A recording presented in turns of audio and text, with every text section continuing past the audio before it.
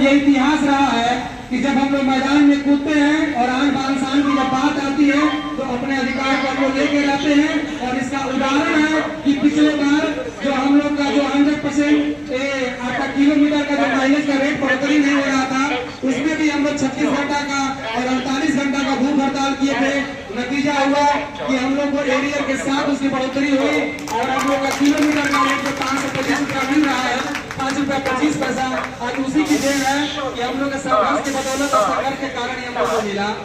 तो ये हम लोग के सामने एक पुराना इतिहास रहा है, एक नजीर रही है और इस नजीर को हम लोग दोबारा पेश करेंगे, इतिहास को दोहराएंगे और हम लोग दोबारा इस इतिहास को दोहरा के हम लोग अपने माइलेज में 25% की बढ़ोतरी किसी भी हाल में करवा के दम लेंगे।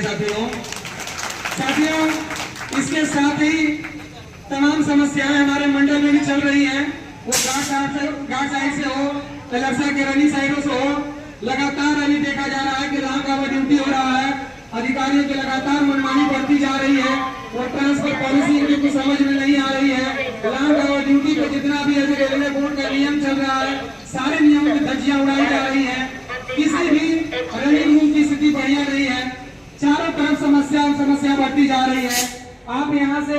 एनटीडीयू जा रहे हैं, डाउन डिपार्चर जा रहे हैं, लॉबी की हालत देख रहे खस्ता है, सारी चीजें हम लोग की नजर में है। कुछ इधर भी हम लोग देश चल रहे थे जरूर, लेकिन अब ये शुरुआत हो चुकी है, अब ये हम लोग का कारवां रुकेगा नहीं, अब लगातार संघर्ष चलता रहेगा और जब तक हम लोग की मांगे पूरी नहीं हो जाती है, वो माइलेज का मुद्दा हो, चाहे हम लोग का रनिंग रूम का मुद्दा हो, चाहे हम लोग का लॉन्ग आवर ड्यूटी का मुद्दा हो, या ये जो 72 घंटा 100 घंटा ये बाहर घुमा रहे हैं हम लोग को लगातार उल्टा पुल्टा फरमान जारी करके, इसके विरोध में हम लोग अब लगातार संघर्ष करेंगे। और उम्मीद है कि अपने लोगों रनिंग साथियों से हम निवेदन करेंगे कि बहुत जल्द हम ये फैसला लेंगे कि डीआरएम बिल्डिंग का भी घेराव हम लोग करेंगे और हो सकता है कि पूरे परिवार के साथ घेराव करेंगे,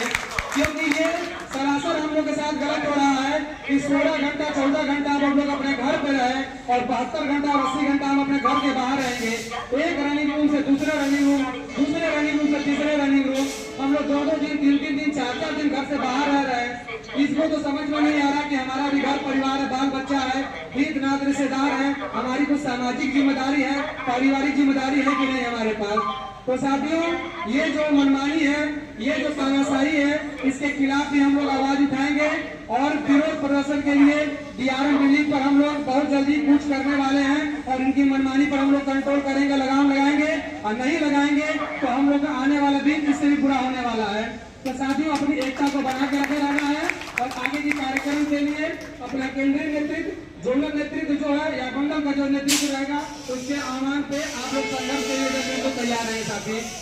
साथी अभी जितना भी लगातार अभी डिवीजन स्तर पर समस्याएं हो रही हैं, सारी समस्याएं हम लोग के संज्ञान में है, सब समस्याओं को हम लोग लिख रहे हैं और इन सब चीजों पे हम लोग जरूर बहुत जल्द जाकर हम लोग वार्तालाप करेंगे, आपकी जो भी समस्याएं रहेंगी। और इस कड़ी में हम अगले वक्ता के रूप में और क्या नाम है